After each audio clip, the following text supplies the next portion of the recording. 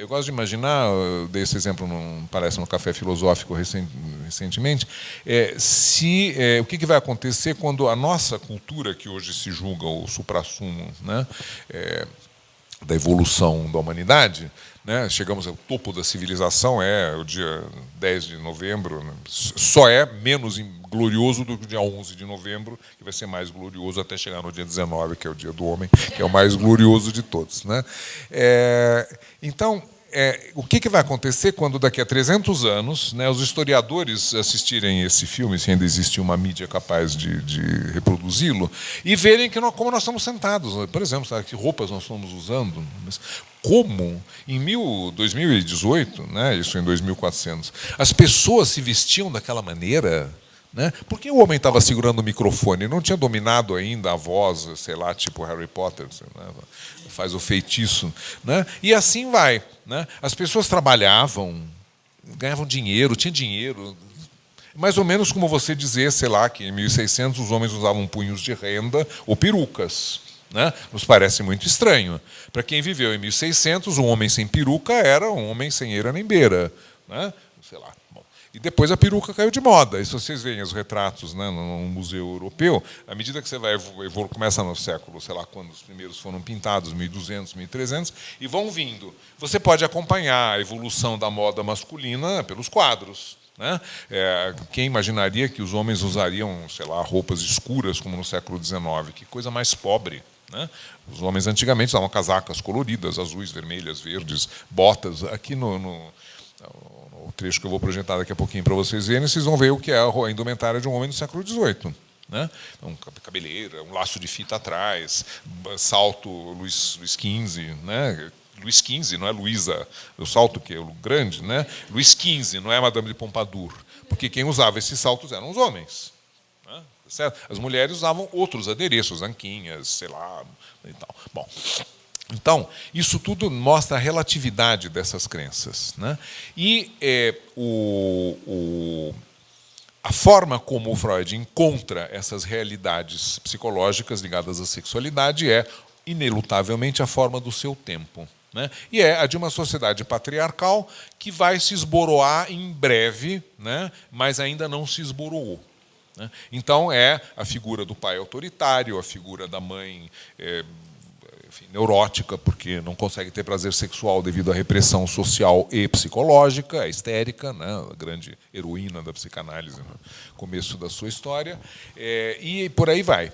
Então, do fato de que os costumes mudaram, formas novas de relacionamento surgiram, e da família, etc., né, foram surgindo ao longo, sei lá, desde a invenção da pílula, né, que provavelmente se compara em importância transformadora à invenção da roda, da bússola, sei lá, do domínio do fogo, a invenção da imprensa, né, a descoberta da América, enfim, a viagem do Marco Polo, meia dúzia de grandes eventos que marcaram a humanidade, entre os quais a invenção da pílula, porque ela materializou algo que não existia no tempo em que o Freud escreveu as suas obras, né, e que é a separação entre sexualidade e procriação. Né? Se tornou possível trepar sem a maldição, né, que colocava, quando eu estava brincando com a Débora há pouco tempo atrás, né, da gente começar, um pouco antes da gente começar, e eu lembrava que tem o Dia dos Pais. O Dia dos Pais. Né? 9 meses depois é o Dia das Mães. Né? A pílula rompe esse destino inelutável. Né? Agosto, setembro, outubro, novembro, dezembro, janeiro, fevereiro, março, abril, maio. 9 meses depois do Dia dos Pais é o Dia das Mães. Né? As consequências do Dia dos Pais vão aparecer.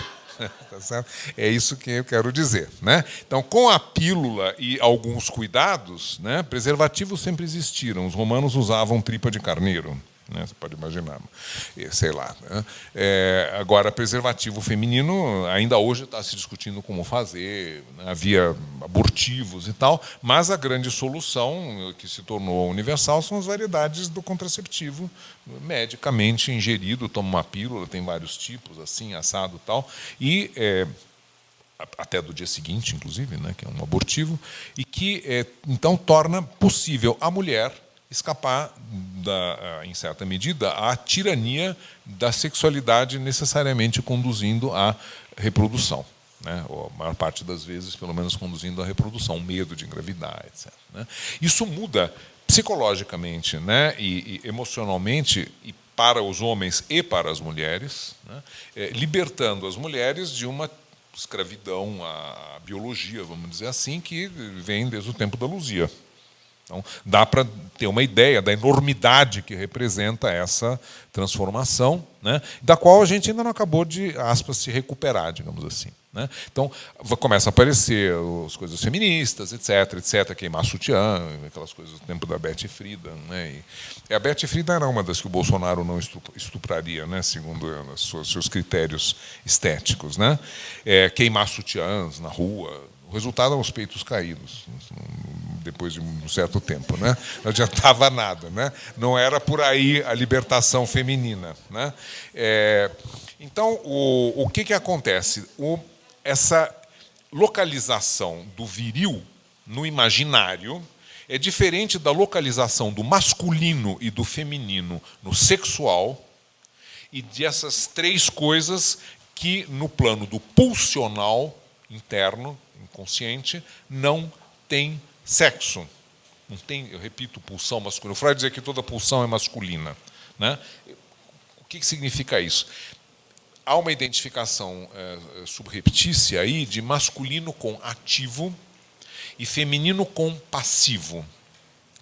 Às vezes o Freud escorrega, né? E a revisão da teoria freudiana e da psicanalítica clássica da sexualidade talvez um dia deva ser feita como fez o Laplanche, né, com a questão da agressividade. Não sei se vocês conhecem, há um dos primeiros livros do Laplanche, que foi o professor da Sylvia Bleichmann, que se chama Vida e Morte em Psicanálise, né? No qual ele comenta uma série de termos, entre os quais agressividade e sexualidade, enfim, faz algumas conferências sobre esses assuntos. E ele diz assim, muitas vezes, quando o Freud fala de sadismo, ele está se referindo à agressividade. E há uma diferença importante. A agressividade é uma pulsão per se, diferente da sexualidade. O sadismo é o resultado da fusão da agressividade com a sexualidade, né? É o prazer na crueldade, né?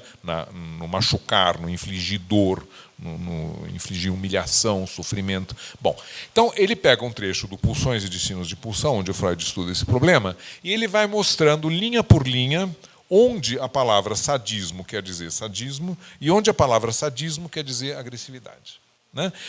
É muito interessante esse trabalho, porque a gente vai entendendo a diferença claramente, como pelo uso da linguagem, né? Então o Freud fala os impulsos sádicos, não sei o quê, mas o Laplanche aqui é agressivos, né? Porque não está ligado ao prazer, está ligado a uma manifestação de destrutividade, digamos assim, né? Ou de domínio, alguma coisa do gênero. Já no domínio tem um certo prazer, né? O prazer de mandar, né? Melhor ilustração disso está no Brás Cubas, Menino Diabo, quando o Brás Cubas descreve, o Machado de Assis descreve, né, o Brás Cubas se lembrando da sua infância, ele montado no escravo negro, né, e que ele está em cima, tem uma rédea tal, ele faz o negrinho de cavalo, e o menino diz, senhor, está doendo. Ele diz, cala a boca, besta. Né? Esse é o prazer de mandar. Isso é sádico. Certo? É diferente de uma criança que pega um brinquedo, minha sobrinha neta de 3 anos, que pegou um vaso lá na casa da minha irmã, achou lindo e levantou, caiu no chão e quebrou, né? Um vaso lá, tinha até um certo valor. Minha irmã ficou completamente paralisada, né? Bom, mas ela não fez. Primeira coisa, ela não fez por mal. Né? É uma travessura. De fato, ela não fez, não tem a menor ideia do que é um vaso, que é sei lá, uma porcelana chinesa ou o que seja, né? Mas ela levantou e brincou, e não deu conta e quebrou. Quebrou por mau manuseio, inabilidade no manuseio. Isso é destrutividade? Não. Mas a pulsão de preensão, né? A curiosidade, são coisas que têm uma certa componente agressiva. O Winnicott fala numa agressividade que é necessária para viver. Né? Aquele que é inteiramente não agressivo isso não é minhoca, é assim. né? Quando o passarinho vai lá, ela tenta morder o bico do passarinho. Ou então apresenta o outro lado, né, para ser comida, sei lá. Bom. Enfim, de alguma maneira vai se vingar, né, do seu predador. Então, nesse aspecto, talvez seria interessante um dia fazer uma leitura dos 3 ensaios, assinalando onde Freud está falando coisas que são verdadeiras ontologicamente, realmente, filosoficamente, psicanaliticamente, né, e aonde ele se deixa levar pelo seu tempo, por ser tributário do seu tempo, inclusive nos seus preconceitos. Olha, quem não os tem? Né? Joga a primeira pedra o sujeito que disser que não tem preconceitos. Esse é o seu primeiro preconceito. Né? Então, mas precisa fazer essa separação. Né?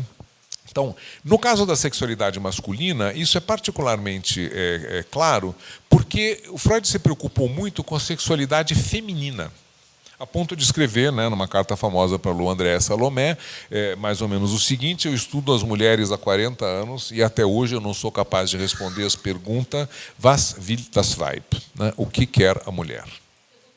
Né? Não consta que a Lou André Salomé soubesse e respondesse também. A pergunta ficou.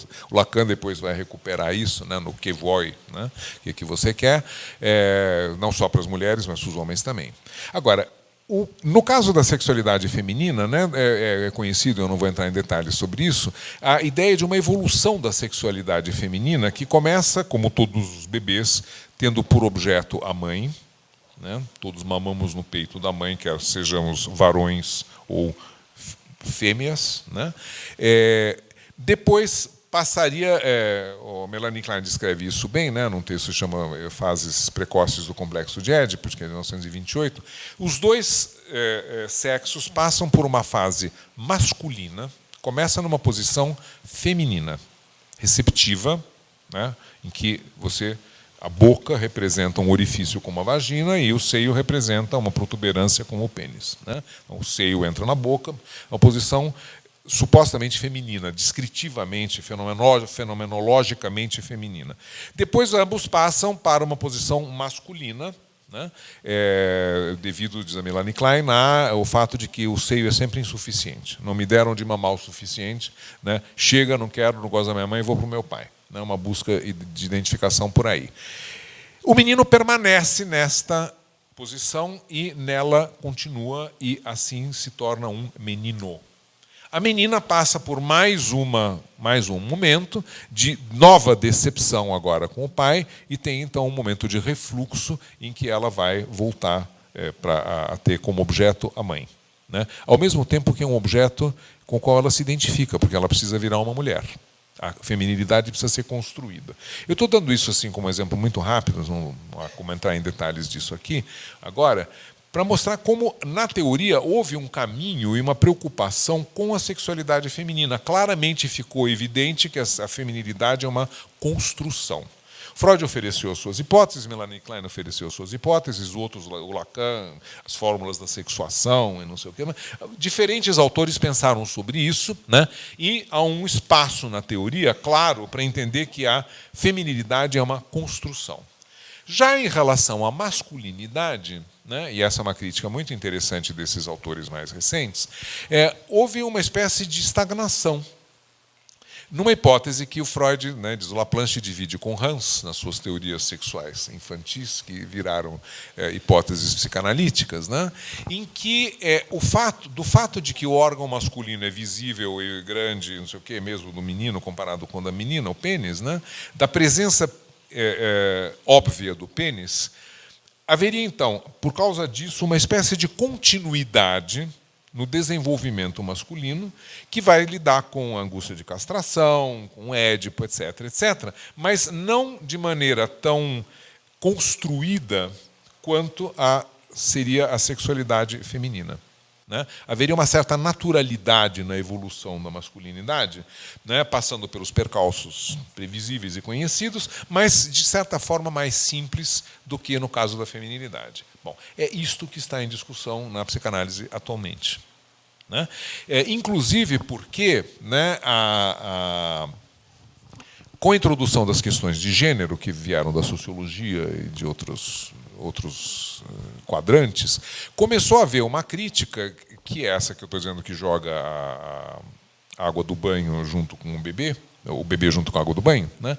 E que é a de que, então, toda essa coisa da psicanálise, da diferença sexual anatômica, da angústia de castração, da inveja do bem, toda a teoria sexual da psicanálise, ou seja, a sua alma, o seu fígado, o seu intestino, o seu estômago, né, teriam que ser jogadas fora porque são chauvinistas, antiquadas, né? A nova psicanálise, as novas neuroses, não tem nada a ver com isso. Ou seja, uma coleção de asneiras, uma atrás da outra, né, mas que precisa ser considerada e devidamente refutada.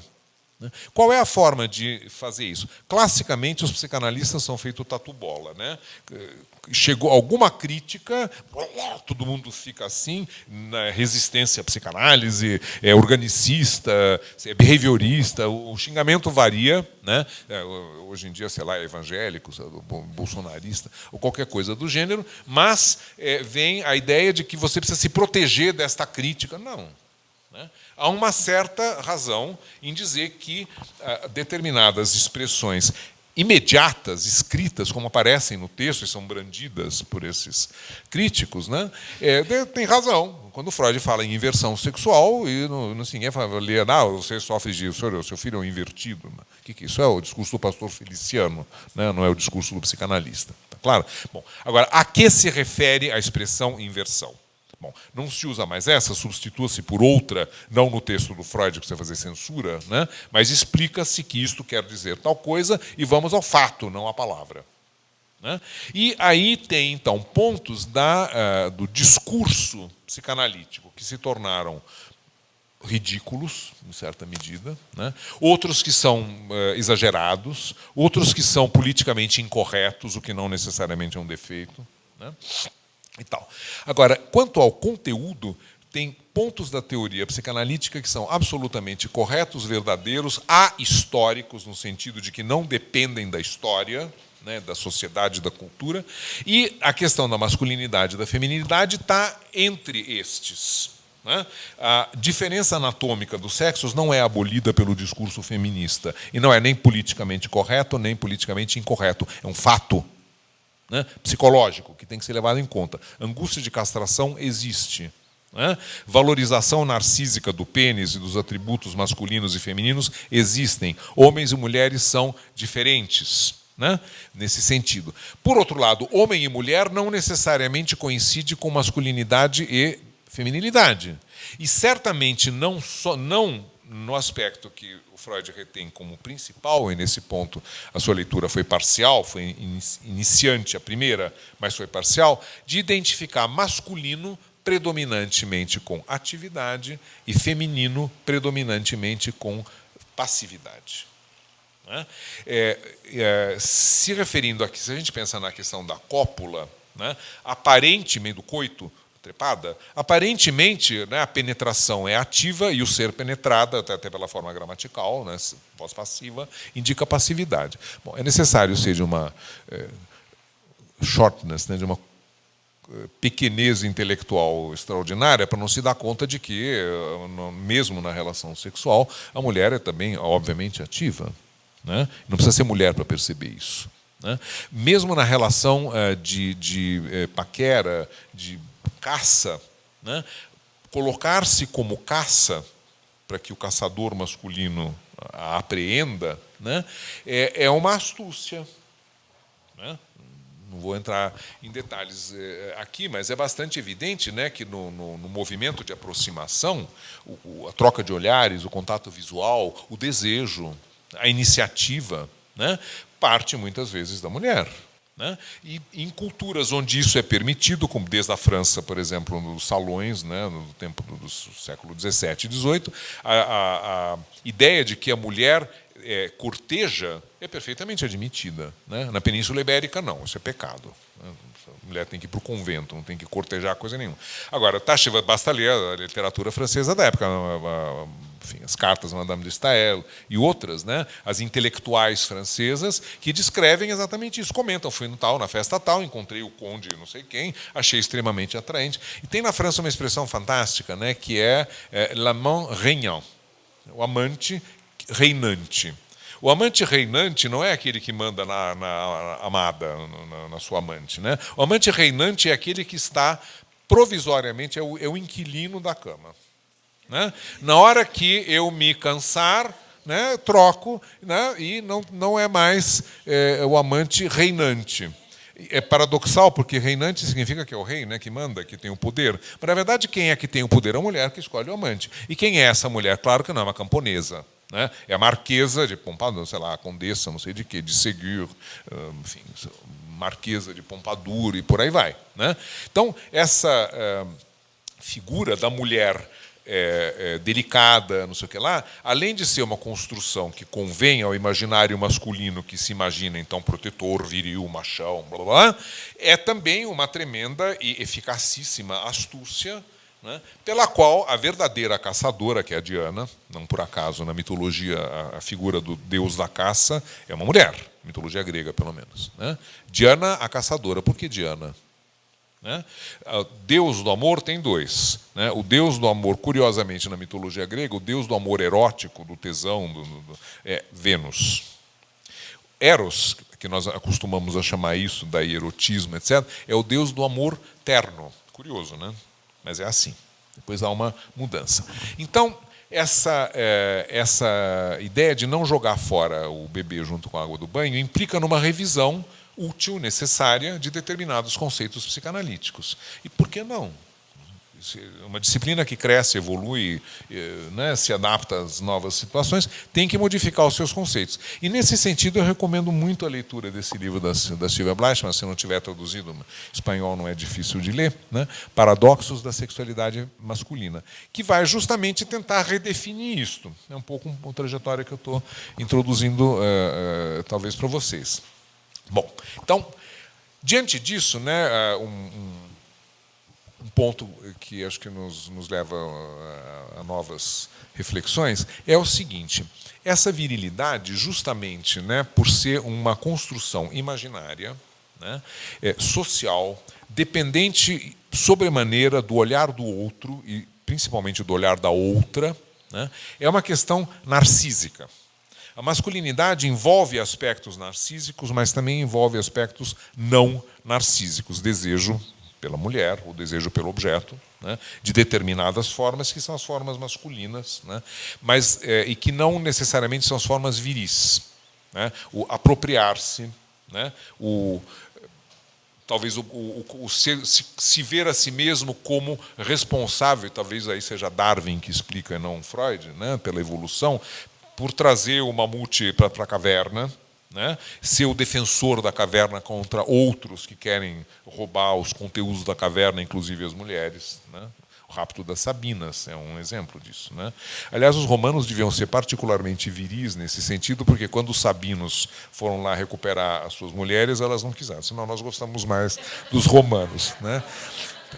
Também devemos, provavelmente, essa lenda ao fato da história ter sido escrita pelos romanos. Né? Se fosse escrita pelos sabinos, seria diferente. Mas é uma história fantástica. Né? Rômulo, né, leva um bando Rômulo, o fundador de Roma, né, leva um bando de ladrões, assassinos e, sei lá, todos os celerados deputados, senadores, etc., da época, para, né, juízes federais, todos para Roma, né, que é uma cidade dos bandidos, né, o faroeste, aquilo. Bom, precisa de fêmeas, né? Mulheres. O que eles fazem, não tem dúvidas, atacam a aldeia dos sabinos, enquanto os sabinos estão lá plantando, fazendo alguma coisa, e levam as sabinas. Bom, dias depois aparece um exército de sabinos, que também não são tontos, para recuperar suas mulheres. E aí não há guerra. Né?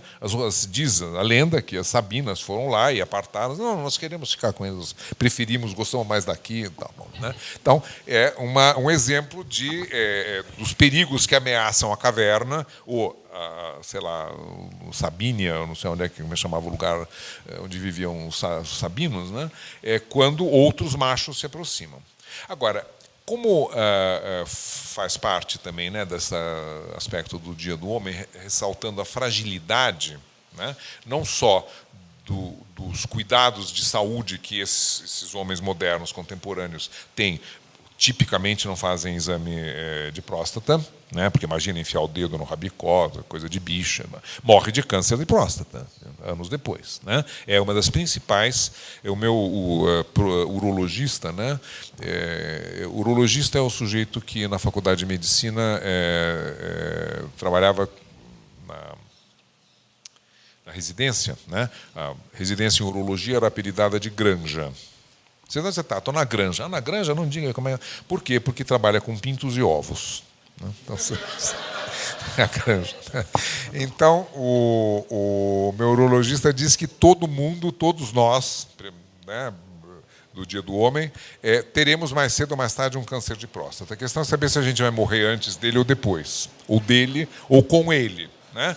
Mas todos aqueles que chegarmos aos 90 e alguma coisa de anos, teremos desenvolvido algum problema na próstata, porque ela não foi programada para viver 90 anos e produzir sêmen por 90 anos.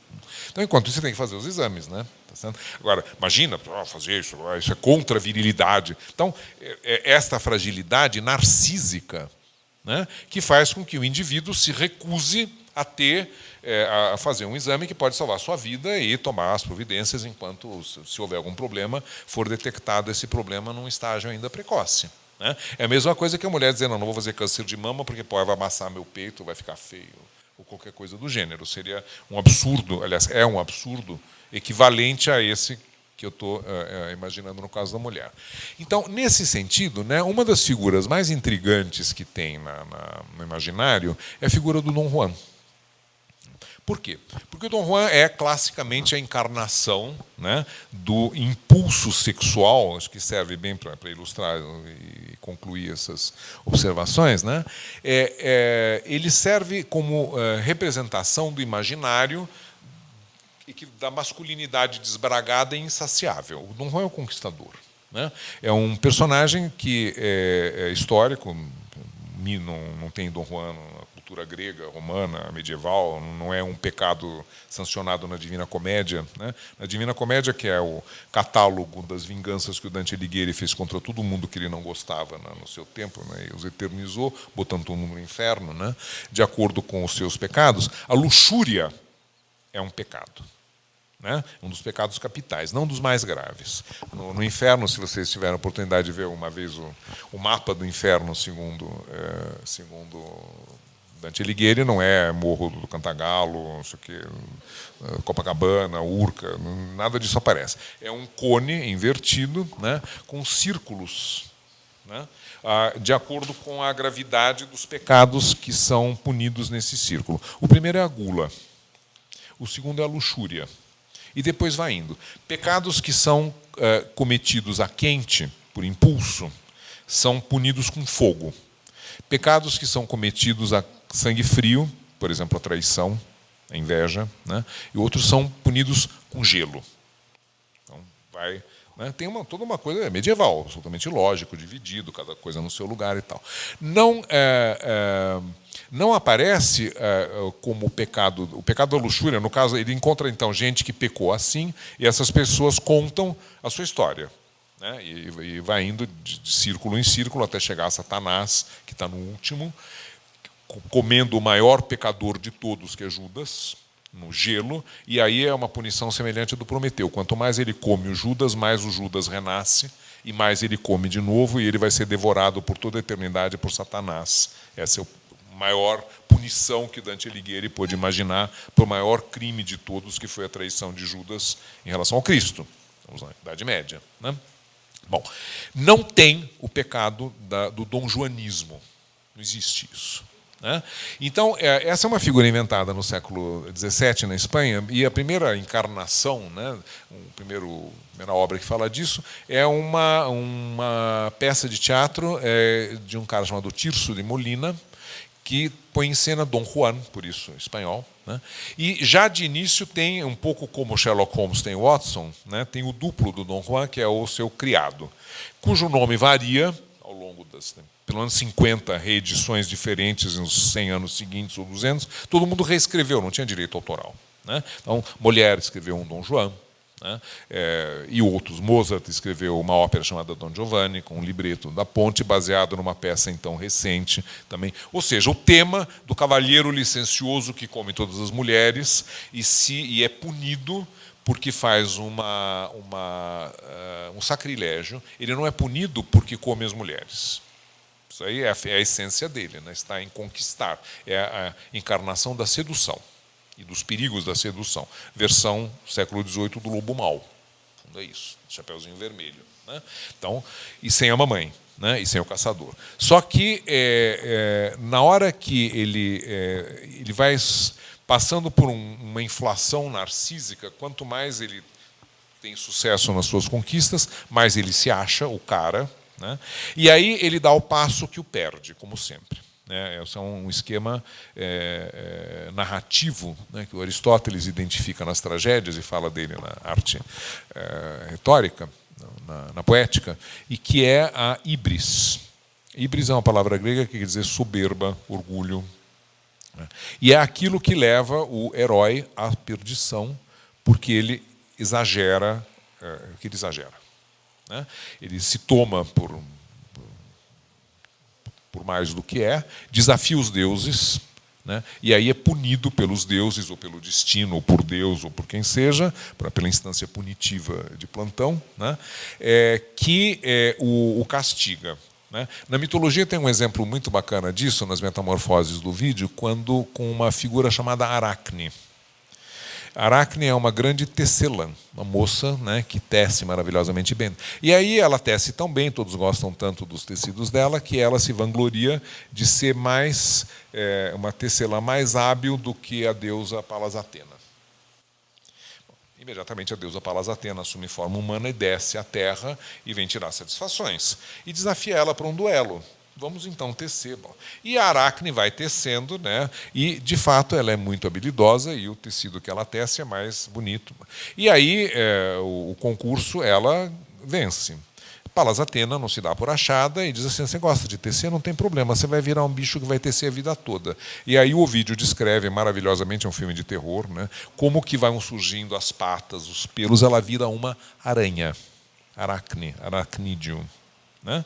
É a história, a origem, como foi que surgiram as aranhas, pela punição imposta à Aracne pela sua híbris. H-Y-B-R-S, híbris. Né? Dom Juan é um caso assim.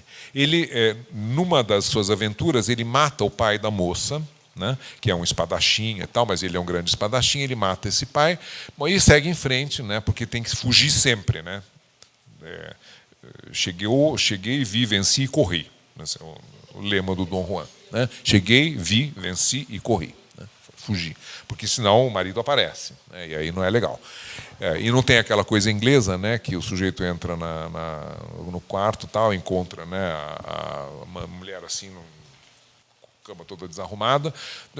Good evening, my dear. Vai lá, abre o armário, encontra o amante dentro do armário e vira-se assim: my dear, how many times did I ask you not to put your things in my wardrobe? Não é bem assim, né? Então, quantas vezes eu já te disse tal, não ponha as suas coisas no meu armário, né? E então ele tem que fugir, que é uma outra característica constante. Né? Ele tem que desaparecer. Bom, contrário do Narciso, né, que fica se olhando no espelho d'água e morre de inanição, né, olhando para si mesmo, e no lugar onde ele estava nasce a flor, que é o Narciso, que é outro mito contado pelo Ovídio nas Metamorfoses. Né? Bom, então, o Dom Juan tem essa característica. E ele desafia esse homem, mata. E mais adiante na história, ele passa na frente do cemitério, onde acaba de ser erigida uma estátua desse cidadão, que é o comandante. Na ópera do Mozart chama-se o comandante. Bom, e ele, então, faz troça com o empregado dele, o Leporello, né, dizendo: tá vendo? Esse daí, o pai achou que ia proteger a filha. E aí a estátua anda. Né? E aí o Leporello diz: senhor, Dom Giovanni, não faça isso, é pecado, não sei o que lá. Não sei o que. Bom, aí ele convida o comandante para jantar. Né? E faz o Leporello preparar uma ceia, que é já mais para o fim da ópera, e o Leporello prepara a tal da ceia, né? Preocupado, não sei o que. Aparece o comandante, né? E é a voz mais grave de todos, é um baixo, né? Assim: Don Giovanni, eu vim jantar com você, uma voz assim meio. E aí ele estende a mão, Don Giovanni estende a mão e o comandante puxa ele e o leva para o inferno. E acaba a ópera, então tem um efeito especial, né? Para você ver o fogo do inferno subindo no fundo do palco, problema de cenografia, né? Então é um cara que ao mesmo tempo é o símbolo da luxúria insaciável, né? Nunca nunca está bom, que é sempre mais, e ao mesmo tempo é do orgulho que leva à perdição. Essa tradicionalmente são os ingredientes da figura do Dom Juan. Pois bem, uma coisa que chama a atenção e fica particularmente clara, né, na versão Mozart dessa história, que é o Dom Giovanni, que eu vou pedir agora então para vocês. Cadê o rapaz do Data Show? Eu vou mostrar duas áreas que exibem, eu acho, um ponto que é fundamental com o qual eu queria concluir essas observações. E que é o seguinte: o Dom Juan é uma figura aparentemente da máxima potência masculina, a encarnação da virilidade conquistadora. Não é? Mas, na verdade, não é, se a gente olhar um pouco do ponto de vista psicanalítico, é um sujeito cheio de si, com uma inflação narcísica, que esconde o quê? Exatamente uma grande fragilidade narcísica. Um buraco na sua autoimagem daquele tamanho, que precisa ser preenchido por um número inacreditável de conquistas. E é isso que vai aparecer, vocês têm então aí, eu pedi ao pessoal da escola que fizesse, está nessa pasta, né, a letra da área que o tenor vai cantar e a tradução, porque ninguém é obrigado a saber italiano de ópera. Então, eu ouvi a primeira, né, que é a área do catálogo. Qual é o contexto? Logo no início, né, da ópera, o Don Giovanni está lá no seu castelo e acaba de ter uma discussão com o empregado que pediu as contas, porque ele acha que o Don Giovanni é um egoísta, um pentelho, um chato, impossível trabalhar para um cara desses. É a primeira área, né? Notte e giorno faticar per chi nulla sa gradir, né? Dia e noite trabalhar para quem não sabe agradecer nada, né? Ele não tinha CLT naquele tempo, ele pede as contas e o Don Giovanni diz: para aí, imagina. Por quê? Porque ele precisa do duplo para se disfarçar.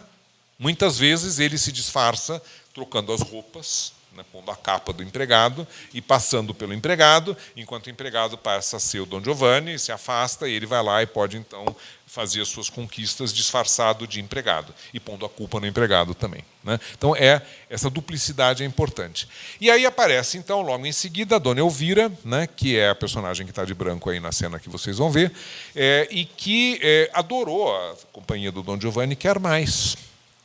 E o Don Giovanni acha isso um absurdo, mas que idiotice, que ela já teve a vez dela. Bom, e aí ele diz assim para o Leporello: essa mulher é uma chata, né? Eu sinto odor de fêmea, né? Estou sentindo o cheiro de mulher. Mostra para ela o catálogo, vira e vai embora. O catálogo é um livro onde o Leporello anota as conquistas do Dom Juan, uma por uma, um fichário. Na segunda área, vocês vão ver, na hora que ele menciona a lista dele, que é o catálogo, um cara que está num teatro, ele o empregado entrega para ele um livro, que ele aperta contra o peito e depois joga no chão. Nessa, o Joseph Losey, que fez um filme chamado Don Giovanni, que teve uma ideia genial para o catálogo, que vocês vão ver qual é. Então, a área do catálogo é aquela na qual o Leporello, que é o empregado do Don Giovanni, vai mostrar ao Don Giovanni, à Dona Elvira, que ela está longe de ser a primeira, a última, a única e a última que Don Giovanni amou, né? Então, vamos ouvir.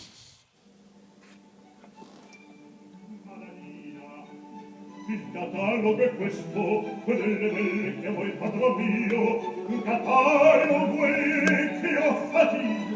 Osservate, leggete con me, osservate, leggete con me. In Italia 640, in Albania 231, 100 in Francia e Turchia 91, in Spagna, vari di Spagna son già 1.300, 1.300. Per vostre queste contadine, cameriere cittadine, van contesse valoresse, marchesine, principesse, che van doni, grandi, doni, età.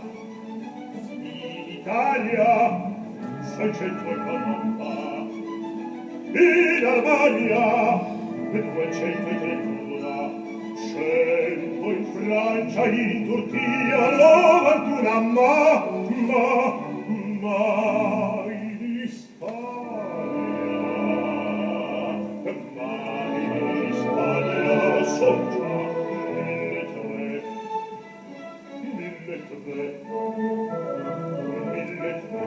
Questi contadini come cittadini della contessa baronessa e contadini d'ogni grado ogni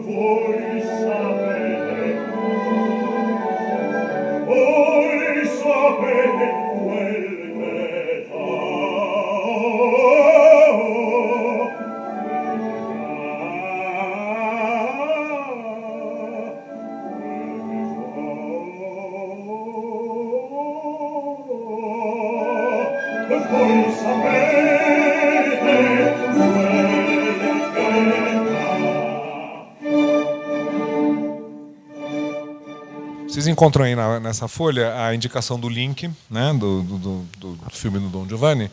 E eu queria comentar brevemente a letra, porque essa aí é o da Ponte falando. Né? Se vocês derem um YouTube, vocês vão poder ouvir isso com mais calma, já que não é possível. Né? Prestem atenção na letra, mas prestem atenção no acompanhamento musical. Né? Porque aí é o Mozart. Né? A primeira parte, assim, essa é o catálogo, não sei o quê, tal, na Itália, não sei o quê. E depois tem uma coisa, um recurso que vai ser usado muitas vezes em outros compositores, o Rossini, por exemplo, né, no Barbeiro de Sevilha, usa isso, que é falar depressa.